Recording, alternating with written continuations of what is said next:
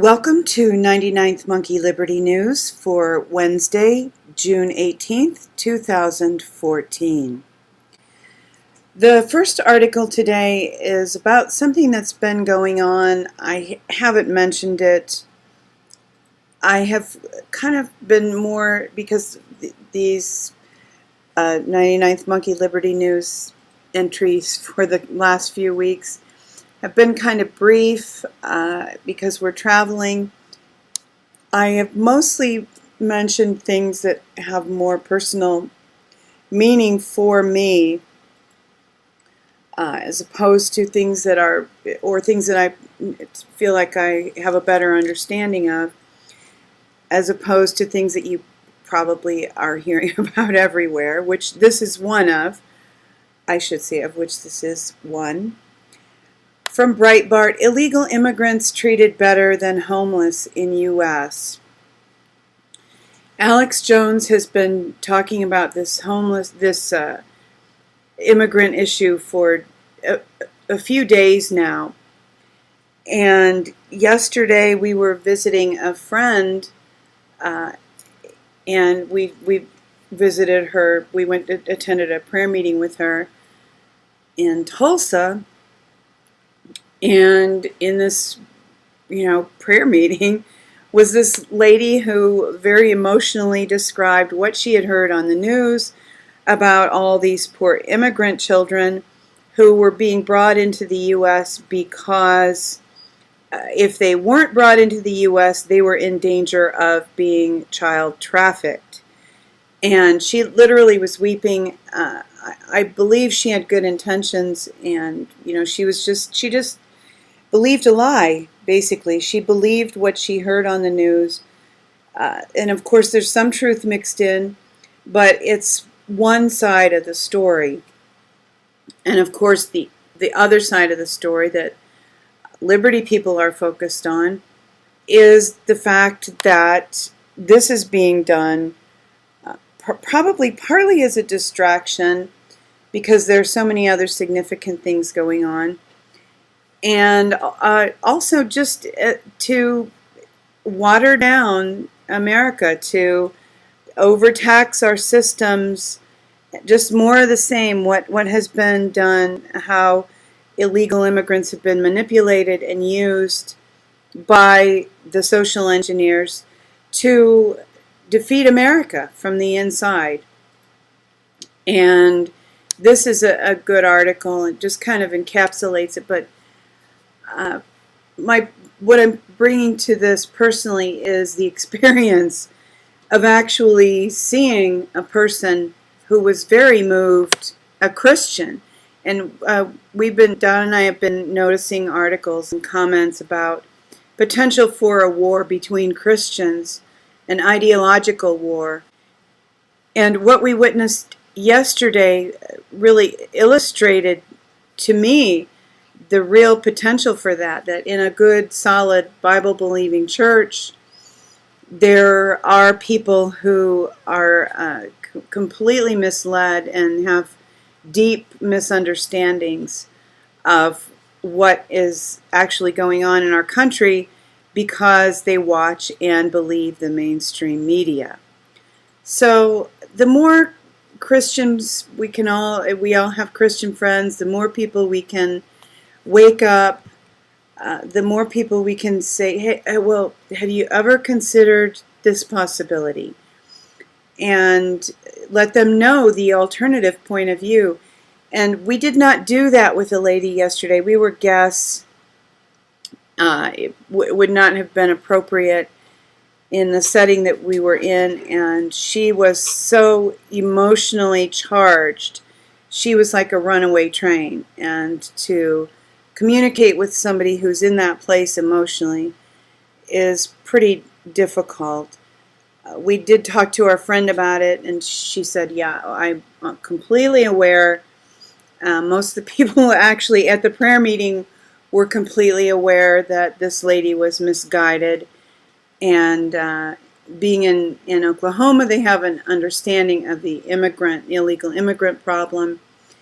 And she said, our friend said, well, did you notice that nobody said amen very much when she prayed?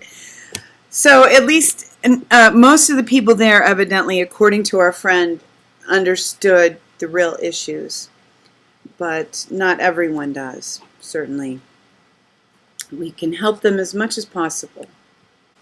And this is a website called Dinar Recaps, and I don't often quote from this for the video. It is a website that I look at from time to time. But this I found rather interesting, and I figured it's probably time that I said something about what's going on in Iraq. I personally do not have much of an understanding of it. Don't feel like I have a good grasp. I haven't been able to process the information that's come across my screen well enough to have a strong opinion. But this expresses certainly an interesting perspective. This is a Mountain Goat Tuesday afternoon post sent to Dinar Recaps. And according to this person who presents herself as having intelligence about what's going on in Iraq, yesterday the federal court announced the ratified election results.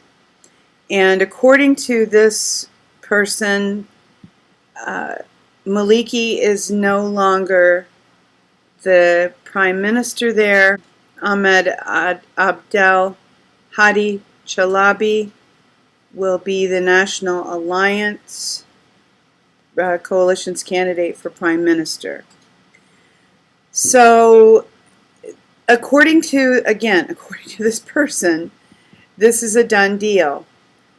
And I present this tentatively, yet I think that it's definitely worth considering. And yesterday I mentioned Fulford's blog, and he wrote some things about Iraq in his blog. This is a comment by David Wilcock written pertaining to Benjamin Fulford's latest article. Comment by D. Wilcock yesterday. And what he wrote about Iraq seems, it's good information and contrasts with what Fulford wrote. Okay, it seems like everyone here agrees that the intel about the ISIS invasion being a positive thing is incorrect. InfoWars has already done a great deal of work to show that this is more cabal stuff. Furthermore, isn't it interesting that this invasion by a group with a cabal-friendly name ISIS happened after the neocons suffered a stunning defeat last week, where they lost the House Majority Leader to an unknown. And Wilcock has actually written about many issues here, and he stated that he is planning to publish an article very soon. I so appreciate his perspective and the way he presents things. He's calm, he's reasoned, and he's optimistic, which appeals to me. And he has stated here that there is going to be change, that change is inevitable. Nonetheless, the BRICS move to defeat the cabal is real. The change is inevitable. What is up for question still is whether this will all culminate in some sort of mega event and political announcement, or whether it will occur in an ongoing series of unfolding events over time. And there's another article that a lot of people tweeted this yesterday, so you may already be aware of this. It's very in-depth. There's a lot of information here, but well worth the time if you have it. This is from a website called The Market Oracle. Debt, Civic Decay, Global Disorder, Fourth Turning Accelerating. And Don has been reading this book, The Fourth Turning, and finds it excellent. The idea is that about every 80 years there is some kind of a significant crisis that leads to some kind of a major change. And we seem to be at that point. And it's affirmed by a lot of people, even, David Wilcock, not necessarily referring to the fourth turning, but we are in a place, the world is in a place where change does, again, seem inevitable. As David Wilcock wrote, the change is inevitable. This article is not quite as optimistic as Wilcock because it calls the season of change winter and encourages people to prepare for some pretty difficult times. And certainly that is not outside the realm of possibility. Maybe God will extend grace to us, and this won't be as difficult as this article suggests that it might be, but it's probably generally good to prepare for the worst and pray and hope for and expect the best.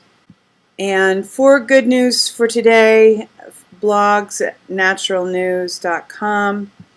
12 healthy and delicious food swaps that can change your life. And most of these really are pretty painless. Some of them I've done, some of them I haven't done. These are all good suggestions. This is one that I personally have been practicing a lot lately. Almonds instead of snack or protein bars. Almonds are very satisfying and just to have tremendous minerals and protein. They really are sustaining when you don't have time for a meal. And certainly drink infused water instead of sugary drinks. Kale chips instead of potato chips. All great suggestions. And hopefully you will find at least a few that you enjoy. And if you're really trying to detox and stay away from dairy, a suggestion for that is avocados instead of cheese. Avocados kind of satisfy that same need, that same flavor and texture need that cheese satisfies. Thank you for tuning in for today's 99th Monkey Liberty News. I would just like to ask, just in general, because I have presented generally briefer videos, if people would comment. I know that there aren't lots and lots of people that watch the video on a regular basis, but I'm curious to know whether people enjoy the briefer videos as opposed to the longer videos that I had typically been making. So if you have a minute and you have an opinion, please leave a comment. Let me know your thoughts on that. It's a lot easier to do a briefer video, I will say, but obviously it probably depends on the news cycle too, how much there is to look at. Weeping may endure for a night, but joy comes in the morning. Hoping that you will love one another, take care, and enforce the Bill of Rights.